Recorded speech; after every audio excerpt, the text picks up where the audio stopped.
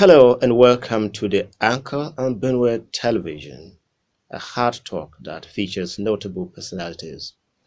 Today we have a professor of hermeneutics and biblical studies with a vast knowledge in surveying, theology, and environmental sciences.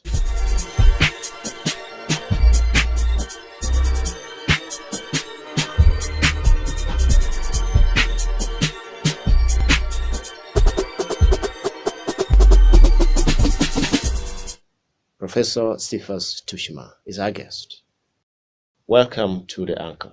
Thank you very much. It's my privilege to be here. I'd like us to begin with a Bible verse, and that is Isaiah 52:3. For thus says the Lord, you were sold for nothing, and you shall be redeemed without money. This Bible verse is next to your name. Why is so much attachment to it? Yes, that passage comes from Prophet Isaiah. If you read Isaiah from chapter 1 to 39, it deals a lot with criticizing the Israelites and people of Judah for their sin and pronouncing God's judgment. Beginning from chapter 40, it deals with issues of redemption, God's forgiveness, and peace and blessing. And so when he now tells them, you sold yourself for nothing and you'll be redeemed without money, it highlights how God's people make mistakes and go into sinful conduct and have dire consequences. And sometimes people just feel, I can't help it, and they become very despondent. But this passage is an encouragement. Whatever mistakes you made in the past, wherever it has led you, whatever regrets you have, don't stop at regretting. Return back to God. That's all right. You have a vast background knowledge in theology. And today, people have different approaches and understanding on issues of religion, especially Christianity, with some kind of very strange and alien practices going on in the church. What do you have to share about today's world of everyone to the church, yet all to inappropriateness? Yeah, this is a very interesting question, because it's raising a very fundamental issue of what kind of Christianity we have. If you read the Bible, especially the New Testament, the book of Acts, you realize that at the time Jesus, after the resurrection and was taken up, the total number of disciples were only 120. And within a short time, they were changing the world from Judea all the way to Rome, to the point that in Philippi, when Paul and Silas were dragged before the magistrates, the accusation was fundamentally that these people who have turned the world upside down are here. When they say turn the world upside down, it means they were changing the fundamentals of ethics of society. And these people were not happy. But we are in a situation where people today profess Christianity, and yet they align with the ethics of the world. I'll give just two examples. In the 70s and even in the 80s, early 80s at least, there was a situation where there were fewer people calling themselves born-again Christians, but they had great impact. In the North, for example, anytime a Christian stood to give testimony, you'll be sure that the judge will give his judgment based on that, because the Christians were people who were trusted.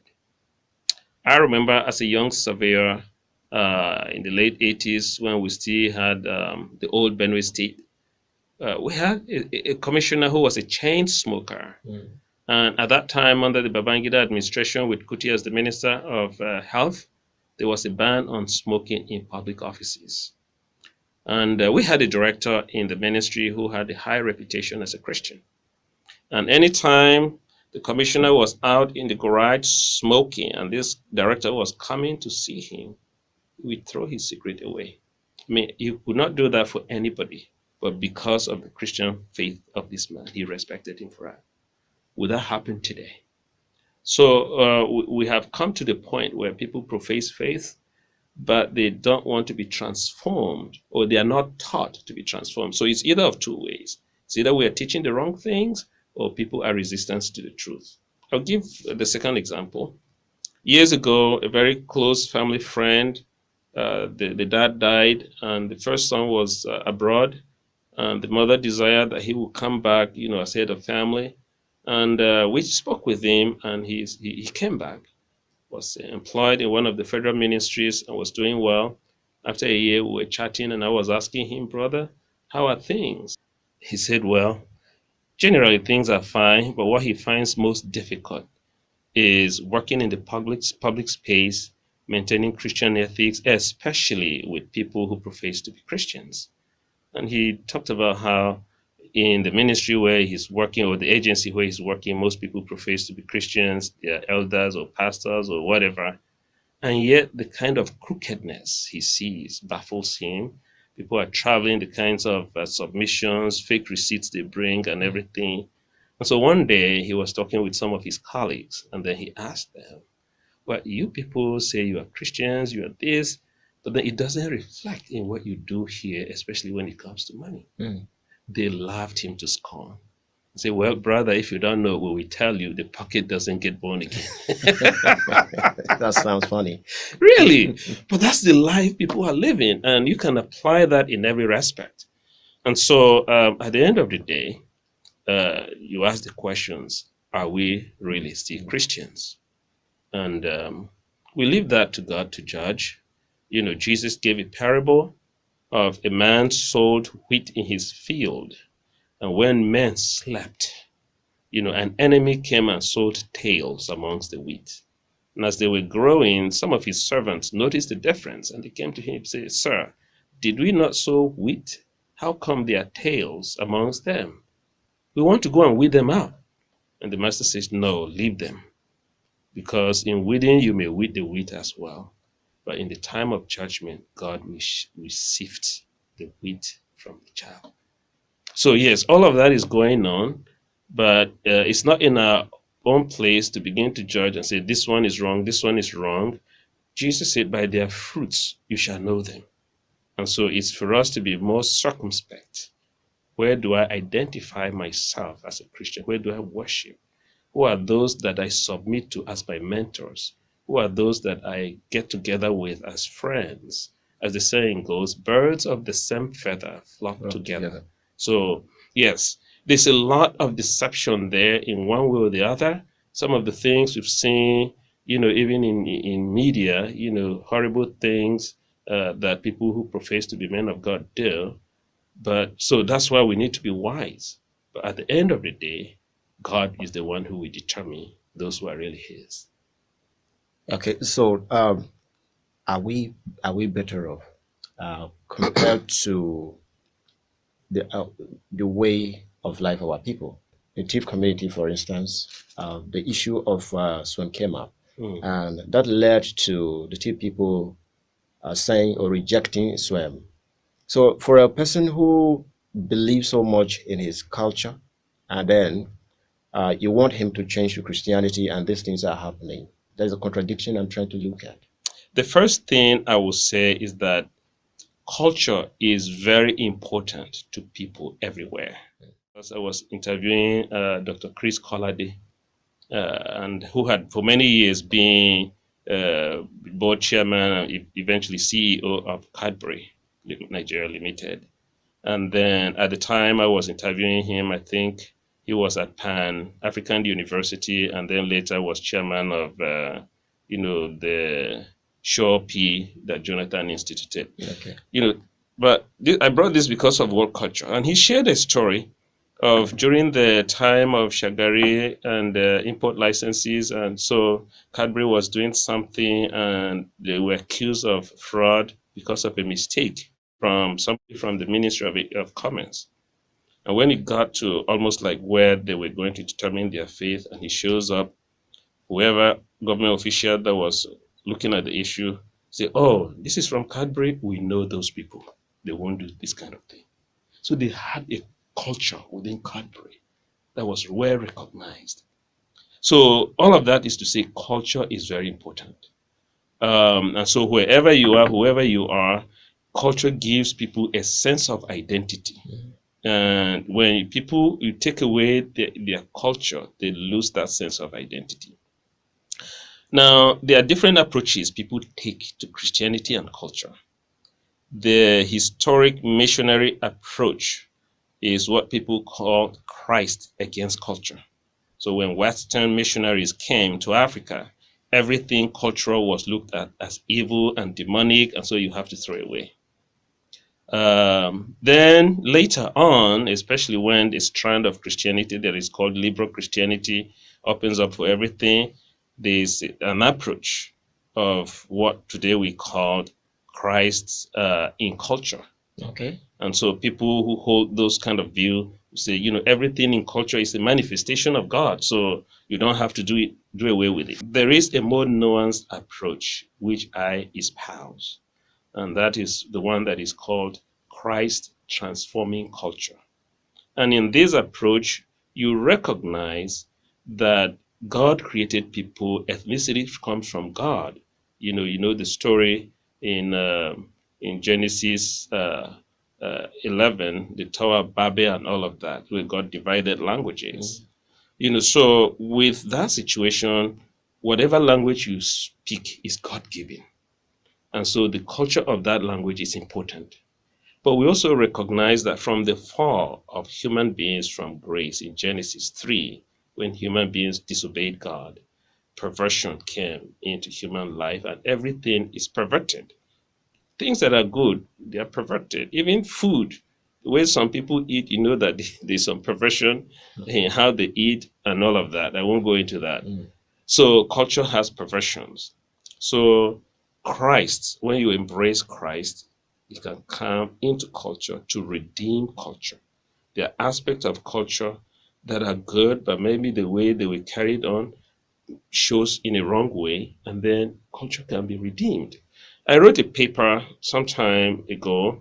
It's published in an international journal, and I was looking at missionary proselytization of TIF and how it has negatively impacted TIF culture. And I'll give one example. It can be applied to even what you are saying now. Before the coming of Western civilization, Tea people had a way of maintaining sexual purity, especially among young girls. So when a girl was giving birth to, she would be initiated into the cult of the single spirit, Akumba Banjo. Okay. Yeah. So, and they will be the symbol of that spirit on their neck. Typically, the shell, a small shell of a snail, shell of a small snail, tied on a string around her neck. And it was believed that so long as she had that, any man that slept with her would become impotent. So no man would dare to do that. And that's why when a girl was to be given in marriage, the suitor will bring a goat. And that's the goat that was said, a goat for removing the snail, you are called. Yeah. And then the oldest woman in the extended family, which presided over these things, they will now take this girl to the stream to wash her off from commitment to the single spirit. And then she's handed over to her husband. So this maintained sexual purity in Tibland.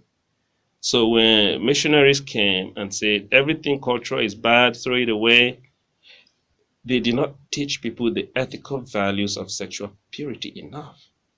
So when this was done away with, voila, you see the sexual perversion everywhere. So the good thing that culture was preserving became destroyed by inappropriate, missionary legislation. So yes, culture has very good things, and a lot of it may be shrouded in mysticism that is inappropriate. But how do you meaningfully replace, take the content, the shell of that cultural symbol and replace it with new content without destroying the effect it has? That's one thing. Secondly, to legislate for an entire people when it comes to religion, are we not interfering with their constitutional right of conscience? Yes, I'm speaking as a minister. So if minister of the gospel, I mean, so if I believe the Bible absolutely, and I believe that anything that has demonic connotation is wrong, but do I need to legislate it for other people? Okay, Professor, we need to take a break now. Sure. When we come back, I would like to know your stand on this issue of swim Okay. ideology. Okay. So we'll take a quick break now. You're watching The Anchor on Benue Television.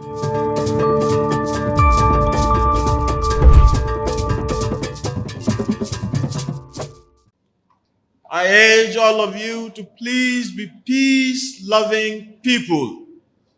For us to forge ahead, we must love the state. Remember, inflammatory speeches and words are criminal.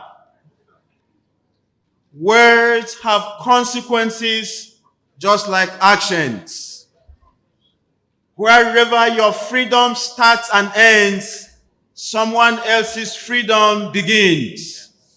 Whatever you do to sell Benue or to place Benue in a bad light must not be allowed to go scot-free. As words have consequences, you must bear responsibility.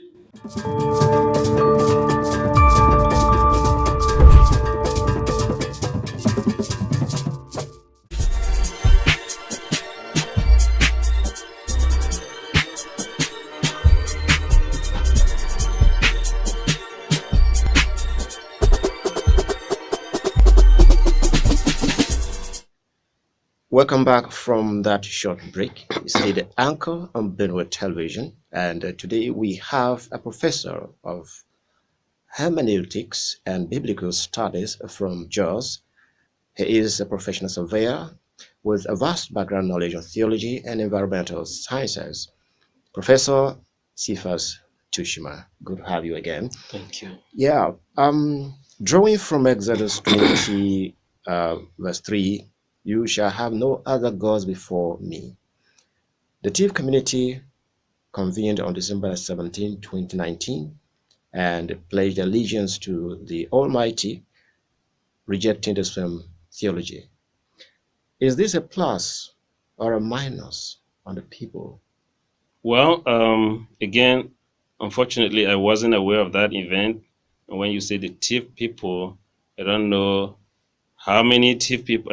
How many TIF people are there? Dr. T was there with his cheese, Yeah. and we could see from the screen there most of the religious leaders in company. Yes.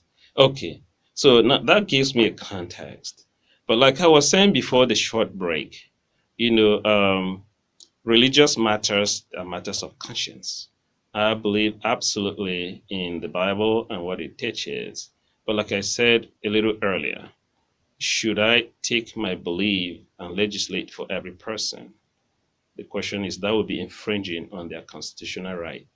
So the TIF, why those people may be representative of a breadth of TIF leadership, but is that the view of every single individual TIF person? My answer would be no. So it behoves us then as Christian leaders to teach what we believe and allow individuals to make their individual decisions rather than legislating. I'll give you an example. This would be in the 1920s when the missionary community, in collaboration with the colonial administration, with military officers, went around some parts of TIF land.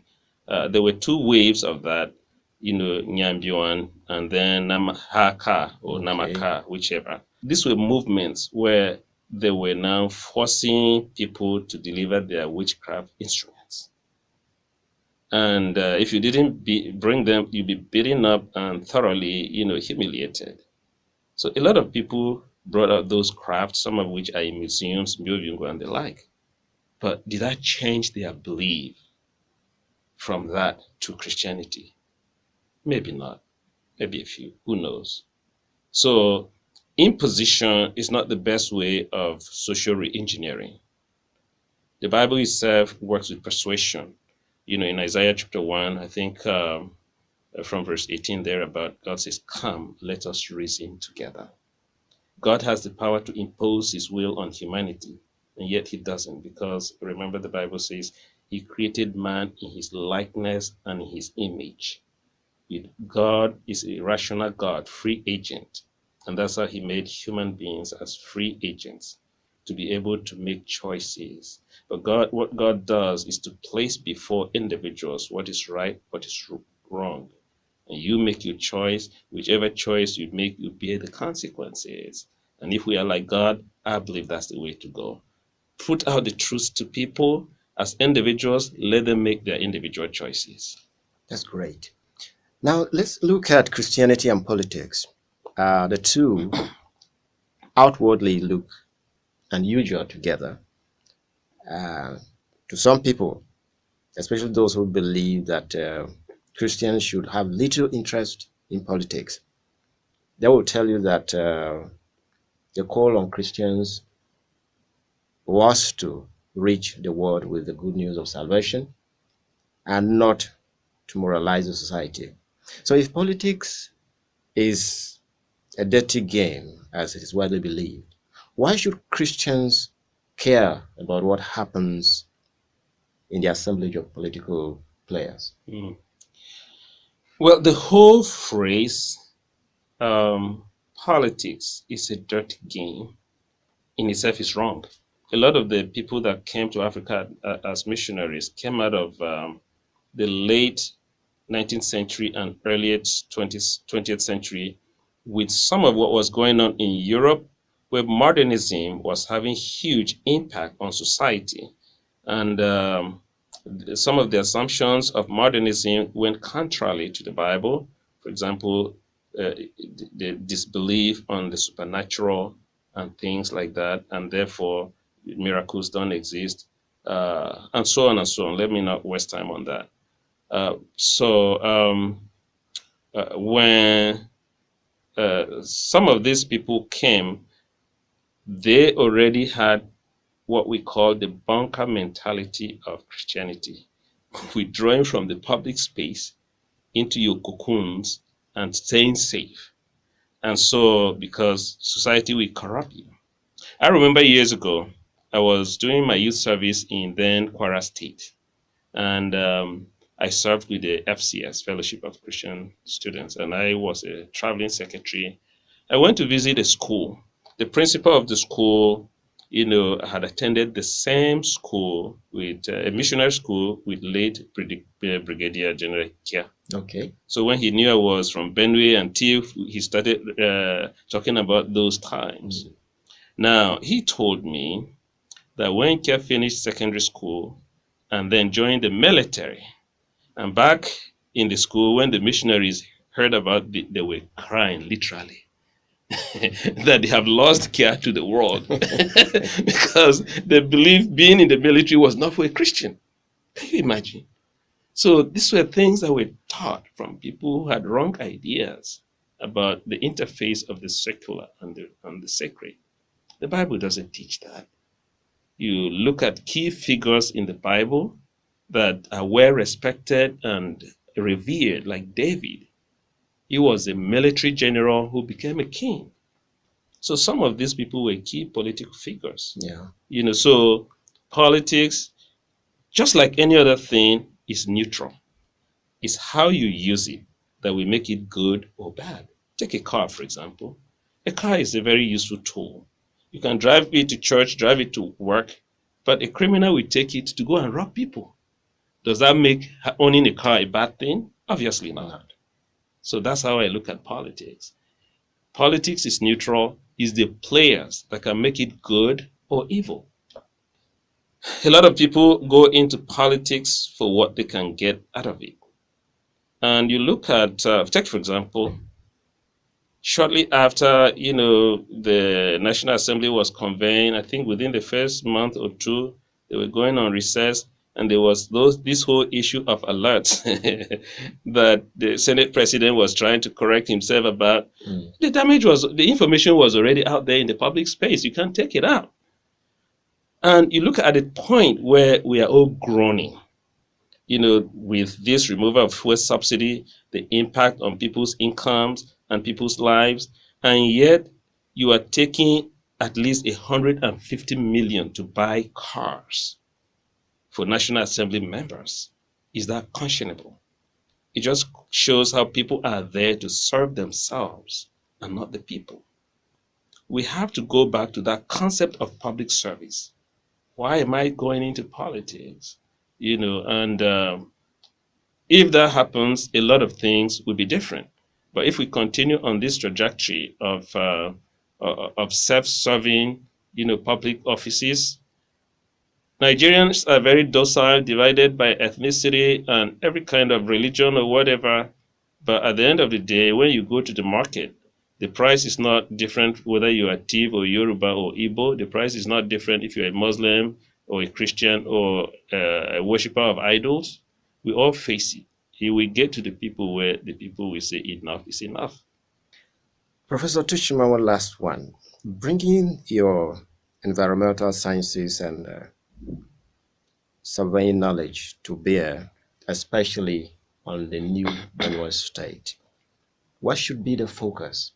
When I looked at the budget, 2024 budget that our governor presented, I think the governor is heading in the right direction. Because in that budget, as I looked at it, more than 50% of the budget is committed to capital expenditure. Infrastructure is very key for wealth generation. One of the greatest undoings of the Nigerian polity is the neglect of infrastructure. Take power, for example. Simply, how much money we lose in buying generator fuel or diesel, and the impact of pollution to the environment. So if you can provide enough power, the generation of enterprises, several things young people do. One of the things that Aperaku did was to provide services for wealth generation through agriculture. He had what was called agro-service centers throughout Benue State, all the way to Igala.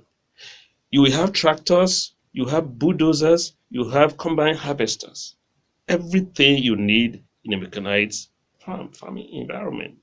And farmers were encouraged to form cooperatives. And through this, when it's time for clearing the fields, if you had heavy things, the cooperative will hire bulldozers, go to every person's farm, pull down those giant trees that it will take you years to pull down. Then they will hire tractors. They go and plow their fields. And some of them even use tractors to plant the crops like rice and others. And when it's harvest time, cooperative will hire the combine harvesters.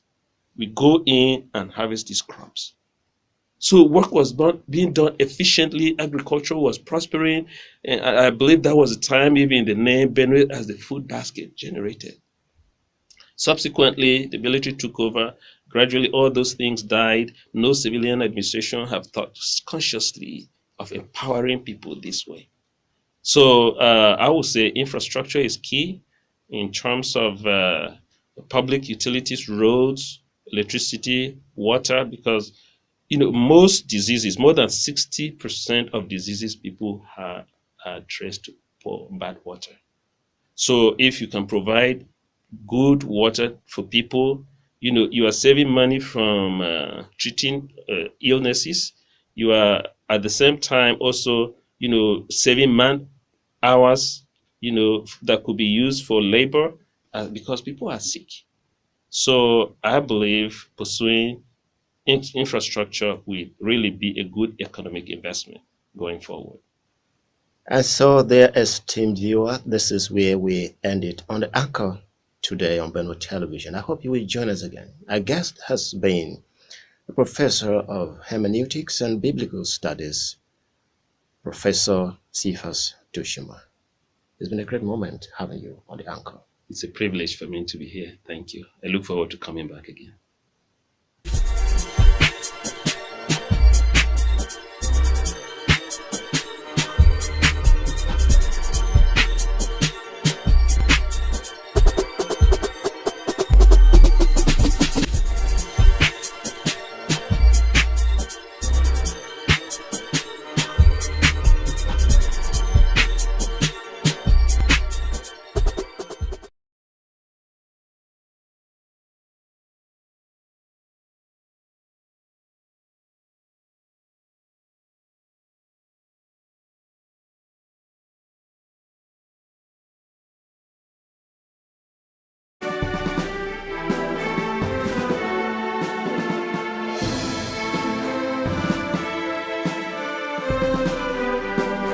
With millions of people watching Benue TV worldwide,